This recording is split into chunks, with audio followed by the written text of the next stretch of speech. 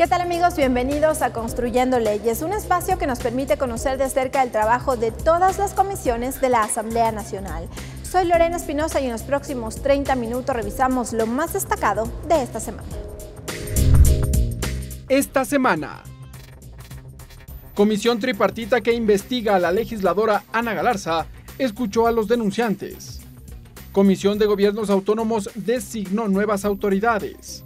Comisión de Justicia analiza reformas a la Ley de la Función Legislativa. La Comisión de Justicia ultima detalles para la aprobación del informe para primer debate de las reformas a la Ley Orgánica de la Función Legislativa. Los temas de mayor discusión fueron la creación de un comité de ética parlamentario y el procedimiento sancionatorio. Alrededor de 173 artículos contiene el borrador de informe para primer debate del proyecto de reformas a la Ley de la Función Legislativa tramitada en la Comisión de Justicia. La mesa aún ultima detalles del documento. La propuesta coge planteamientos que cubrirían ciertos vacíos legales, como por ejemplo, los votos requeridos para la destitución de un asambleísta y autorización de inicio de una instrucción fiscal o enjuiciamiento penal en su contra. Este tema lo explica el legislador Esteban Torres. Son comités de ética internos para controlar la acción de los legisladores, precisión en ciertos términos, por ejemplo, cómo funcionan las mayorías, con cuántos votos se debería sancionar a un legislador, por ejemplo, y algunas reformas de índole también administrativo, de acompañamiento a la técnica legislativa y al ejercicio mismo, digamos, de una buena producción de leyes en la Asamblea Nacional. Esta propuesta plantea establecer como requisito para la destitución de un asambleísta el voto favorable de las 2/3 partes de sus miembros. Un siguiente tema se trata de la prohibición para percibir dietas u otros ingresos de fondos públicos que no sean los correspondientes a la función de asambleístas. Se establece como causal de destitución la recepción de derechos, cuotas, contribuciones, rentas, intereses, sueldos o gratificaciones no debidas por parte del equipo de trabajo. En la discusión, el legislador Henry Cucalón saludó que se tope las funciones de la Comisión de Fiscalización y aclaración de los plazos dentro del proceso de juicio político. La Comisión de Fiscalización deja de tener corona, pasa a ser como cualquier otra comisión, todos sus informes son conocidos por el Pleno, debe tener integrantes permanentes, no duales. Este primer borrador aborda temas como el seguimiento a las resoluciones de declaratoria de interés nacional, aprobación, reformas o enmiendas constitucionales, segundo debate en el Pleno, reducción de plazos para la entrega de información, juicio político a funcionarios con rango de ministro de Estado, indulto y amnistía, solicitud de cambio del orden del día, asambleísta por un día, comité de ética parlamentaria. La Comisión de Justicia prevé aprobar el informe para la próxima semana. Mariela Logroño, Televisión Legislativa. El sector pesquero del Ecuador mostró su preocupación frente a la posible revisión de la eliminación del subsidio al diésel anunciado por el gobierno nacional. La Comisión de Desarrollo Económico recibió al presidente de los atuneros del Ecuador, quien precisó que esta medida los perjudicaría. Hasta la Comisión de Desarrollo Económico de la Asamblea llegó el director ejecutivo de la Asociación de Atuneros del Ecuador, Luigi Benincasa, quien expuso la postura de este sector frente al anuncio del gobierno nacional de liberalizar el precio del diésel. Y los subsidios también los dan los países desarrollados. Es mentira que ellos no subsidian. Ellos también subsidian y son los que más subsidian. Sostuvo que hace 3 años en el Ecuador no había subsidio al precio del diésel. Y es que si se da paso a esta decisión, habría que observar las pérdidas que sufriría este sector, dijo. Tenemos fabricantes, proveedores de insumos. Mire, nomás ayer conversaba con alguien y me decía que ya recibió la instrucción que la operación de sus barcos no va a ser más en el Ecuador. Los barcos van a ir a coger combustible a Panamá, van a ir a coger víveres a Panamá y se van a reparar en Panamá. Además, precisó que existe todo un equipo de trabajo atrás de este sector.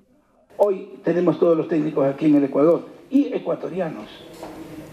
En todos, en hidráulica, en frío, en electrónica. Vamos a perder eso que hemos llegado a construir durante todos estos años, un know-how único.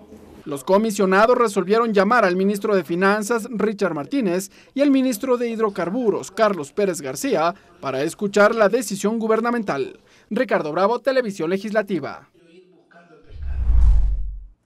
La Comisión de los Derechos de los Trabajadores recibió al ministro de Trabajo encargado, Andrés Madero, a fin de que explique sobre las medidas adoptadas por el gobierno frente a las desvinculaciones en el sector público. Hubo críticas en la mesa legislativa, pues consideran que se ha generado una compleja crisis. Las desvinculaciones en el sector público fue tema tratado al interior de la Comisión de los Derechos de los Trabajadores, con la presencia del ministro de Trabajo, Andrés Madero.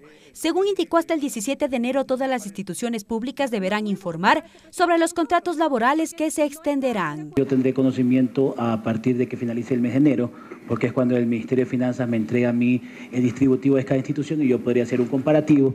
Y lo invito también para que conozca la cantidad de vinculaciones que hace la red socioempleo a nivel nacional, no solamente de servidores públicos, sino de las distintas personas que forman parte de esa red.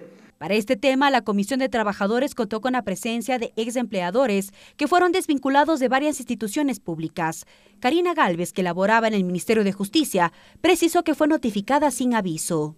¿Cómo usted me puede decirme que a mí me despidieron sin notificarme, sin avisarme? Solo un día llegó y la notificación y estaba fuera del ministerio. Ante ello, el ministro hizo el llamado a denunciar los casos que atenten con los derechos laborales. Sepan que van a tener siempre las puertas abiertas para cualquier resolución de este tipo de denuncias y estar siempre junto a ustedes, los trabajadores, para resolver cualquier problema. El desempleo y las desvinculaciones en el sector público fueron parte de las observaciones de los comisionados.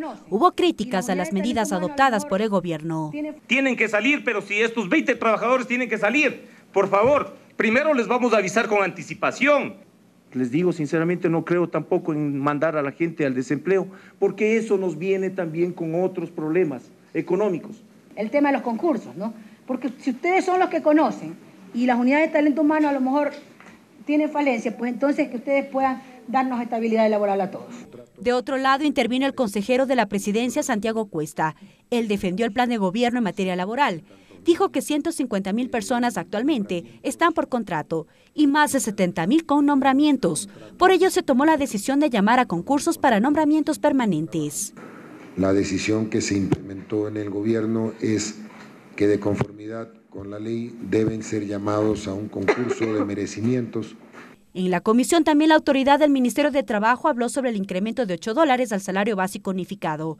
Según explicó, es de conocimiento público que no hubo acuerdos entre el sector empleador y los trabajadores. Por ello, era competencia de la autoridad de trabajo determinar el incremento en la remuneración básica. Mariela Logroño, Televisión Legislativa. La Comisión de Relaciones Internacionales busca el mecanismo para regularizar a los ciudadanos en condición de movilidad humana. La mesa legislativa escuchó criterios en este sentido en el marco del tratamiento de las reformas a la Ley de Movilidad Humana. Se trata de Diego Acosta, profesor de la Universidad de Bristol.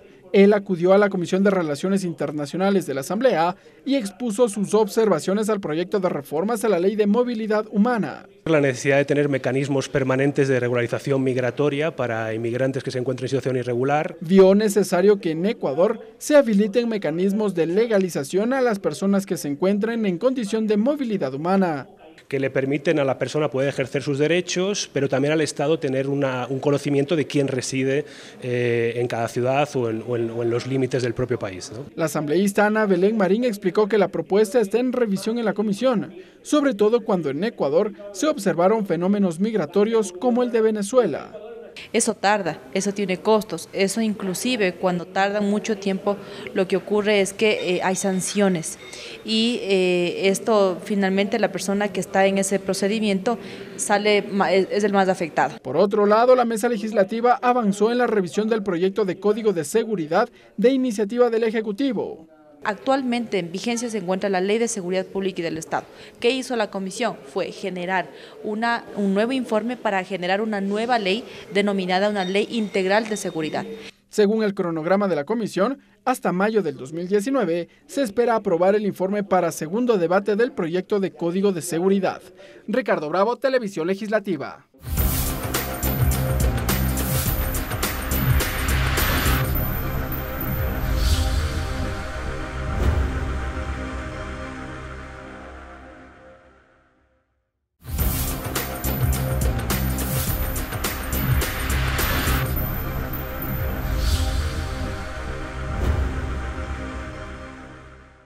Gracias por continuar en Construyendo Leyes y les contamos que esta semana la Comisión de Gobiernos Autónomos definió a sus nuevas autoridades. Esto tras la renuncia de las anteriores, pues ellos se candidatizan a las elecciones seccionales de marzo de este año. El ex asambleísta Montgomery Sánchez y la ex asambleísta Sonia Palacio renunciaron a sus curules para participar en las seccionales de marzo de este año. Tras ello, la comisión ya designó a quienes van a titular esta mesa legislativa y se designó al asambleísta Rubén Bustamante como presidente de este órgano parlamentario y al asambleísta Javier Cadena como su vicepresidente, y precisamente con quien vamos a dialogar en este momento. Asambleísta, gracias por la entrevista y felicitaciones por esa nueva designación. Muy bueno, quiero agradecer por la oportunidad de dirigirme al pueblo ecuatoriano, a todas las personas que nos escuchan por este importante medio de comunicación, y decirle que efectivamente hoy hemos sido nominados como vicepresidente de la comisión y el compañero Rubén Bustamante como presidente. Que el objetivo es seguir los pasos y el trabajo iniciado por Montgomery. Soñita, un saludo y un agradecimiento por el trabajo desplegado. Esta comisión se ha orientado por tener, más allá de la integración mismo, que son de algunos partidos políticos, un criterio uniforme, porque ha primado, creo, el respeto, la consideración, el buen sentido y la orientación de hacer un trabajo en favor de nuestro país, más allá de los intereses políticos. ¿Cuáles serán entonces, asambleísta, los retos y los objetivos trazados por esta mesa legislativa hasta mayo de este año, que culmina el primer ciclo de este periodo legislativo? Bueno, efectivamente, la comisión en este cerca de un año, 8 meses que ha venido actuando, nos hemos concentrado en una reforma integral al Código Orgánico de Organización Territorial, Autonomía y Descentralización, COTAD. Que creemos de que es uno de los principales instrumentos jurídicos para el desarrollo del país. Este cuerpo legal no solo que orienta las relaciones con el Ejecutivo, sino también el funcionamiento administrativo de los diferentes niveles de gobierno. Usted comprenderá de que el más cercano a una ciudadanía está su gobierno parroquial, su gobierno municipal, las prefecturas, y muchas veces ha habido un conflicto de competencias o no ha existido la coordinación necesaria entre estos niveles de gobierno, lo que ha evitado de que muchas autoridades o se inmiscuyan en esas competencias o tengan un pretexto para no ejecutar dichas competencias. Entonces nosotros estamos haciendo una revisión, el cual ha sido presentado ya para discusión en primer debate a la señora presidenta de la Asamblea. Aspiramos que en los próximos días se ponga el primer debate, auscultar las sugerencias que se dé por parte del Pleno de la legislatura, y conforme lo determina la ley tendríamos 45 días para presentarlo a segundo debate. Sin embargo, me comentaba también que estaba previsto un taller con ciertos actores para poder enriquecer también esto. ¿Sería previo al primer debate? ¿Serían propuestas que lleve también la comisión al Pleno? Más allá de eso, y efectivamente lo que comentábamos fuera de cámaras, es de que nosotros queremos primero llevarlo al debate, porque va a haber observaciones e inquietudes del resto de legisladores que deberán ser acogidas o deberán ser estudiadas para incorporarlas para segundo debate. Efectivamente, también hay un tema con la ley de ordenamiento territorial, también uso de suelo y ordenamiento territorial. Esta secretaría y algunos sectores políticos que quieren que se mantenga, pero nosotros creemos de que si se incorporan estas normas en esta ley, en el COTAD no tendría razón o razón de ser esta Secretaría Técnica, lo cual incluso disminuiría la burocracia que existe en el país. No con esto quiero decir de que no sea efectivo el trabajo. Entonces, esta Secretaría ha pedido de que hagamos un seminario para explicar el alcance de la presencia de ellos, cosa que no podemos cerrar nosotros los ojos, y más bien abiertos a todos los sectores, a través del AME, a través del CONGOPE, a través de la Asociación de Juntas Parroquiales, que sigamos construyendo y trabajando en un esquema legal que nos permita tener esta herramienta para ejecutar las acciones en beneficio de nuestro pueblo. ¿Cuáles son los otros temas que se deberían afinar previo al primer debate de las reformas al COTAD y luego, como lo explica el procedimiento, regresar a la comisión?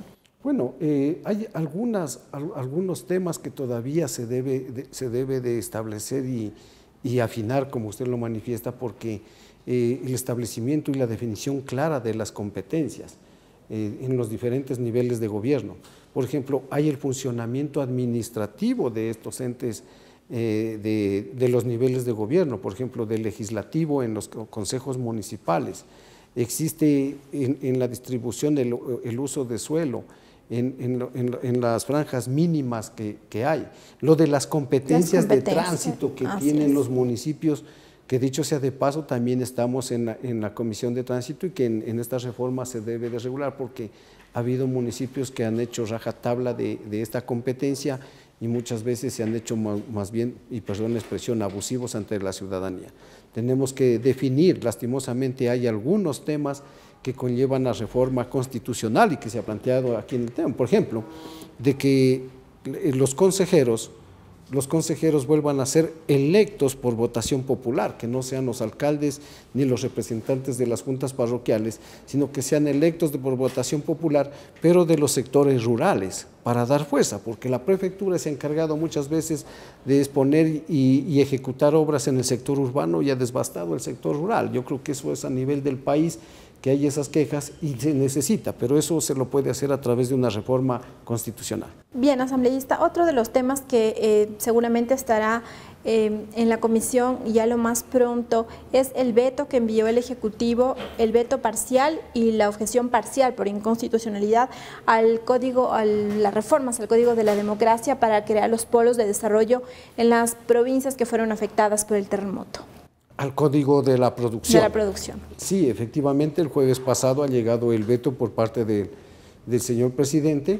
Lo vamos a analizar, la próxima semana ya lo vamos a poner en la convocatoria de la comisión y antes de que se dé posiblemente el feriado legislativo, tenemos 30 días nosotros para presentar el informe. Ahí, asambleísta, el procedimiento será únicamente dar paso a los artículos objetados parcialmente, más no el tema de inconstitucionalidad que se requiere dictamen de la Corte. Exacto. Ahí lo que nosotros tenemos que centrarnos es al tema de los artículos vetados por el presidente para proponerle o ratificar lo que resolvió la Asamblea o allanarnos al veto de lo que manifiesta el señor presidente constitucional. La próxima semana ya convocaremos para designar una mesa técnica o una subcomisión que se encargue de presentar el informe respectivo conjuntamente con el señor presidente y mi persona, aquí con los compañeros asesores de la comisión, y yo creo que en unos 10, 15 días estaremos presentando este informe, porque más allá, incluso de eso, yo creo que es una ley que beneficia al pueblo del Ecuador, especialmente a los sectores desprotegidos, con la creación de los polos de desarrollo. Esta ley, que la ha creado y la ha aprobado la Comisión y el Pleno de la Asamblea, que no ha sido solo discutida al interno de la Asamblea. Para construir esta ley hubo la participación del Ministerio de Turismo, del Ministerio de Comercio, de algunos integrantes del Gobierno Nacional, que me asombra mucho, a lo mejor el presidente no estuvo bien informado de lo que se venía trabajando en coordinación con los organismos de gobierno. Bien, muchísimas gracias al asambleísta Javier Cadena, vicepresidente de la Comisión de Gobiernos Autónomos. Ya nos ha explicado, las reformas al COTAD será uno de los puntos específicos en el que se concentra el trabajo de esta mesa legislativa y la próxima semana revisarán el veto parcial que envió el presidente de la República al proyecto de Código de la Producción. Nos vamos a una pausa.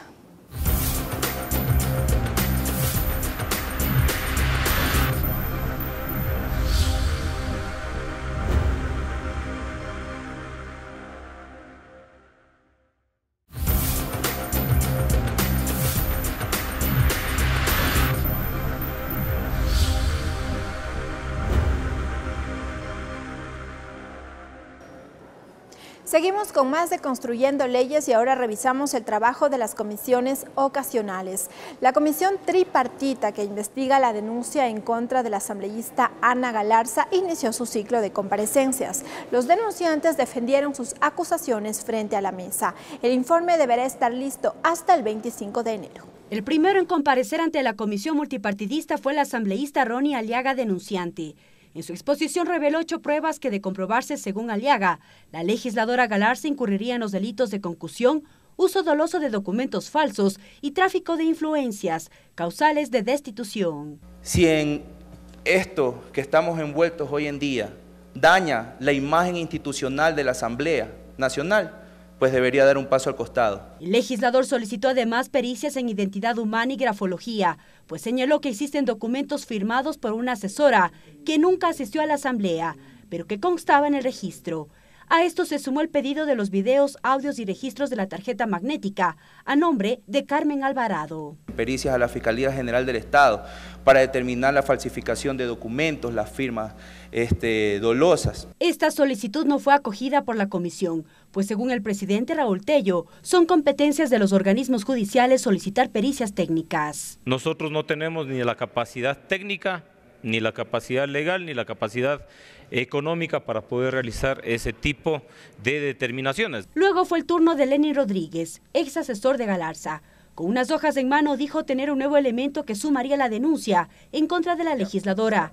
Se trata del asesor 1, que además de liderar la gerencia de una cooperativa de transporte en Tungurahua, al mismo tiempo firmaría actas de asistencia en la asamblea, mientras que el uso de la tarjeta magnética lo hacía el esposo de Galarza. 860 ocasiones ingresó usando su tarjeta magnética al pleno de la asamblea, al Palacio Legislativo. Un segundo elemento presentado por Rodríguez fue el pago de todos los asesores para la publicación de la Fundación Salva tu Vida, en la que participó Galarza. Desde diciembre, enero, marzo, abril, hasta la fecha que yo salgo, todos estos meses yo contribuí con $60 por petición de la asambleísta Ana Galarza para pagar esa, que era su deuda. Concluida la primera sesión de comparecencias, los representantes legales de ambas partes hablaron. Tiene que investigar este presunto acontecimiento o falta del asambleísta, gestionar cargos públicos. La Asamblea Nacional tiene la obligación política e histórica de destituir al asambleísta que no pertenece exclusivamente al bloque de la oposición. Para el día lunes se prevé la presencia de los asesores de la legisladora Galarza, representantes de la Fundación Salva tu Vida y el señor Juan Francisco Sevilla, esposo de Ana Galarza, mientras que el martes será convocada a presentar sus pruebas de descargo la asambleísta acusada. Mariela Logroño, Televisión Legislativa. La fiscal general del Estado encargada, Ruth Palacios, presentó un proyecto de ley de personas desaparecidas en la comisión ocasional que investiga estos casos. El proyecto, entre otros aspectos, busca la creación de un registro de personas que han desaparecido de manera voluntaria y forzada.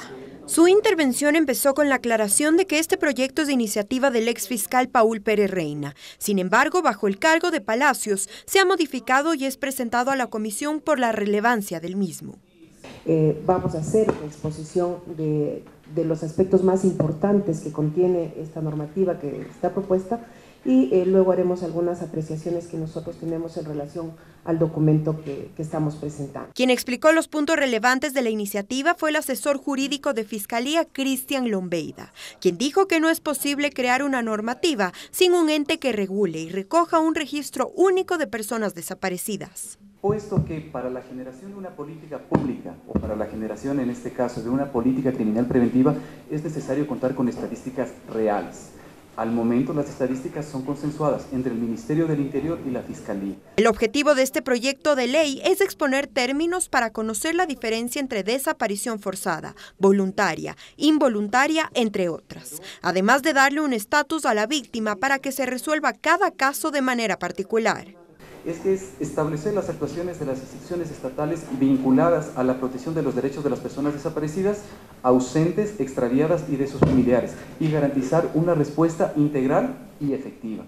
Los asambleístas Jaime Olivo y Gabriela Larreategui cuestionaron que los fiscales sean removidos de su cargo en el proceso de investigación y sugirieron que se cambie el término presunción de muerte cuando el desaparecido lleva 2 años sin ser encontrado. Que no se cambie a los fiscales que están llevando los casos de desaparición porque son los que más van a estar especificados para esa situación.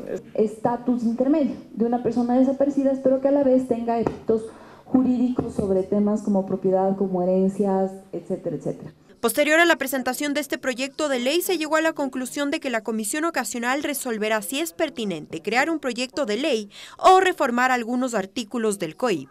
Tatiana Sonin-Holzner, Televisión Legislativa. La Comisión Ocasional de Jubilados aprobó su cronograma de trabajo. En la mesa se definió también solicitar al CAL una prórroga para funcionar hasta diciembre. esto con el fin de cumplir con sus actividades previstas con los jubilados. La prórroga solicitada al CAL surge porque la Comisión Ocasional de Jubilados considera que conocer sobre los acuerdos que se generaron con las autoridades, talento humano y asesores jurídicos a favor de los jubilados tomarán más tiempo del previsto. Así lo explicó Homero Castanier, presidente de esta comisión. Les daremos firmar a ustedes la solicitud que haremos al CAL y a la presencia de las asambleas para que este cronograma nos permita hasta diciembre de este año cumplirse. Además de trabajar por hacer cumplir los derechos de los jubilados, la comisión fiscalizará la deuda que tiene el Estado con el Fondo de Salud del Instituto Ecuatoriano de Seguridad Social. Darle también cumplimiento, vigilancia y seguimiento a qué va a hacer el gobierno respecto a esa deuda descomunal de 3.000 millones de dólares al Fondo de Salud, al Estado del Fondo de Salud, que atañe directamente la atención de nuestros jubilados. La mañana de este miércoles, la mesa ocasional recibió a representantes de la Federación de Jubilados Eléctricos. El presidente de esta federación, Washington Silva, quien además ejerció el cargo de asambleísta por un día, dijo que desde 2009 los jubilados de este sector no tienen respuesta a su solicitud y que se debe actuar de inmediato, pues hasta el momento 200 extrabajadores han fallecido sin este derecho. Se ha tratado de judicializar. Se ha judicializado varios procesos en varias provincias. Han fallecido más de 200 compañeros jubilados y no se les ha podido dar ese derecho a gozar de su jubilación. Es por eso que estamos aquí. La Comisión Ocasional se comprometió a gestionar ante las autoridades del Ministerio de Trabajo y de Finanzas un cronograma de pago para los servidores públicos que se acogieron a la jubilación y no han sido reconocidos. Y también coordinar una reunión de trabajo con el presidente de la República para que manifieste su compromiso y las fechas de pago. Tatiana Sonnenholzner, Televisión Legislativa. Los derechos de los niños y adolescentes, su participación y la creación de un sistema de protección a este grupo etario fueron los temas de discusión en el taller sobre normas de la niñez y adolescencia que realizó la Comisión Ocasional que trata estos temas. Esto de cara a las reformas al Código de la Niñez. La Comisión Ocasional para atender temas y normas sobre la niñez y adolescencia efectuó un taller de revisión a la reforma al Código Orgánico de la Niñez. En la cita, varios representantes de la sociedad civil expusieron los temas que consideran deben ser incorporados en el documento. Manuel Martínez, coordinador del Pacto por la Niñez y Adolescencia, considera que los derechos de los niños y adolescentes deben ponerse nuevamente en la palestra de debate, pero sobre todo que se debe trabajar en la institucionalidad del sistema de protección.